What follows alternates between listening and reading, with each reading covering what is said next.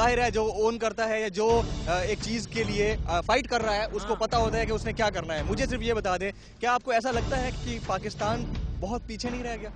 ऐसा लगता है? बिल्कुल है, बिल्कुल है।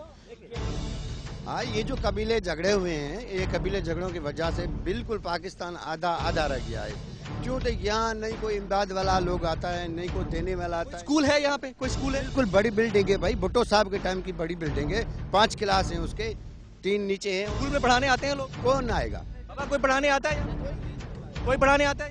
कोई नहीं आता, कोई नहीं। कलम की जगह हथियार? जी जी जी जी जी जी, सही बात है, सही बात है, सही बात है। बेटा आप इधर आओ, ये देखें नाज़रीन, मेरा कैमरामैन अगर दिखा सके तो आप देख सकते हैं नन्हे मुन्ने बच्चे, इनकी भी ख्वाहिशात होती होंगी ना कि इस झगड़े से निकलें। इस बच्चे का वालिद जो है वो शहीद हो गया था। हाँ बेटा, अबू शहीद हो गया। हाँ। बाबा याद आता है? याद अच्छी है बाबा, याद अच्छी है तो? अच्छा, इनके वाले अकरम नाले लाशारी हिन जो पीउ छो करे जो वो भी शहीद थी हुआ, मुझे असांजो बच्चो वाहु। इन बच्चों को, छोटे छोटे बच्चों को, जो मेरा कैमरामैन दिखा रहा है, इन बच्चों को पढ़ने के लिए कलम और दवात चाहिए, स्कूल चाहिए, टीचर्स चाहिए, लेकिन वो कुछ भी नहीं मिल रहा। भाई साहब कहाँ चले गए? अच्छा, हाँ जी, बिल्कुल बिल्कुल ऐसा है ना? हाँ बिल्कुल है, कुछ नहीं है। नहीं मैं टीचर है, नहीं बच्चे जाते हैं। बच्चे कैसे जाएं? वो फायरिंग ऊपर चल रही है तो बच्चे जाते नहीं, वो माँ बाप भी उनको नहीं छोड़ते। लेकिन टीचर है वो बाहर के हैं, वो भी यहाँ नहीं आते, बोलते हैं भाई तुम्हारे पास झगड़ा है। पुलिस को और वज़ीर आज़म और वज़ीर आला सिंध और चीफ जस्टिस, उनको मैं अपील करता हूँ, प्लीज़ हमारी मदद करें। राइट वे पे आप रिसर्च करें, सर्वे करें, इन्वेस्टिगेशन करवाएं। इन्वेस्टिगेशन करवा के फिर हमारा हक है ना, तनाज़े का मामला है वो हल किया जाए। हाँ, जो राइट है ना हमें दे दिया चाहिए, जो और अमन होना चाहिए। अमन होना चाहिए, अमन। आप सब चाहते हैं ना कि अमन होना चाहिए? आप सब चाहते हैं कि सुकून की जिंदगी हो? सुकून की जिंदगी मिलनी चाहिए ना, बच्चों को पढ़ाई होनी चाहिए ना, पढ़ाई मिलनी चाहिए ना। नाज़रीन ये देखें, अमन कौन नहीं चाहता? कौन नहीं चाहता? कौन कहता है तो ये जो लोहा गले में डाल के घूमते फिरते जाएं 24 कलाक, ये हमें नहीं चाहिए। हमें पर अमन सुकून चाहिए, और ये जो लोहा जो है ना हमारे गले से निकलना चाहिए। आप सब लोगों से एक सवाल है, क्या आपका ये मसला हल होना चाहिए? होना चाहिए। क्या आपकी ये बात अरबाब इख्तियार तक पहुंचनी चाहिए? नाज़रीन, इस वक्त हम मौजूद हैं गांव गोट बेदी लाशारी में, और जिला लाड़काना का एक नवाही इलाका है, बहुत अंदर करके कच्चे के इलाके में है। मेरा कैमरामैन सिर्फ अगर निशानदही कर दे, मैं बिल्कुल एन सामने दिखा सकता हूँ। ये वो दरख्त हैं जो कि बॉर्डर लाइन तस्वर किए जाते हैं। ये सरहद है उस 4000 एकड़ अराजी की, जहाँ के उस पार से कभी कभी फायर होते हैं और फिर जवाबी कार्रवाई के तौर पर यहाँ से फायर किए जाते हैं। मैं शायद अपनी लाइन क्रॉस ना कर जाऊँ, लेकिन मजबूरी है, मुझे दिखाना है क्योंकि ये बहुत ज़रूरी है।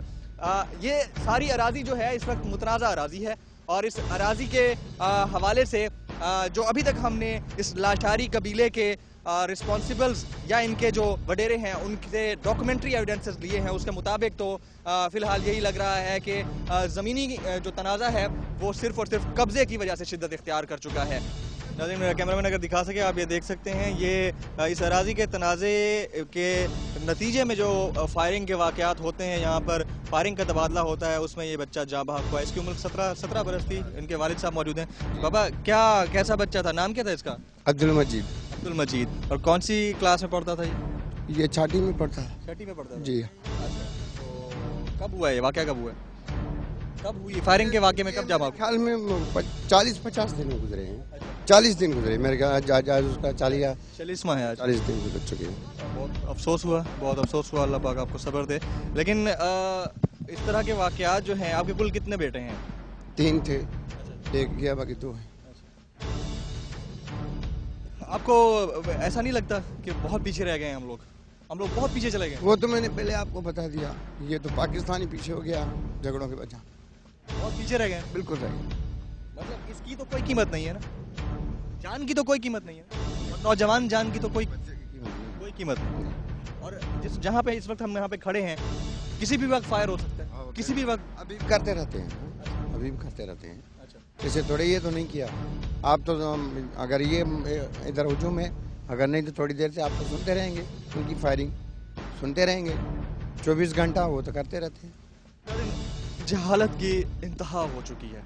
खुदा की कसम मैं कहानियों में पढ़ता था या फिल्मों में देखता था, लेकिन मैं हैरान रह गया हूँ जिस तरह से हम लोग एंटर हुए हैं इस इलाके में और जिस तरह से तंगदस्ती के हालात और कस्मपुसरी, और इसके अलावा ऐसा लगता है जैसे पत्थरों के दौर में चले गए हम। 2012 एडवांस टेक्नोलॉजी का दौर, एजुकेशन का दौर, क्वालिफिकेशन का दौर, बाहर निकलने का दौर, आसमानों पर कमंदे डालने का दौर, और उस दौर में इस तरह के वाकयात, ये सवालिया निशान है। तो ऐसे में हम सरकार को खबरदार ना करें तो और क्या करें? क्या ये सवालिया निशान नहीं है अरबाब इख्तियार के लिए कि सिर्फ चंद हजार एकड़ अराजी के कब्जे के तनाजे के मामलात के नतीजे में होने वाली फायरिंग्स ने कितनी जानों को नुकसान पहुंचाया, कितने हैं जो घर उजड़ चुके हैं और कितनों के सहारे और लाल और प्यारे जो हैं वो गुजर चुके हैं। मेरे तमाम तर जो हमदर्दियां हैं वो आपके साथ हैं। इस तरह ये कोई एक वाकया नाज़रीन नहीं है, इस तरह के और भी वाकयात और सानियात हुए हैं जिनके मुतासरीन से यकीनी तौर पर हमारी मुलाकात होगी।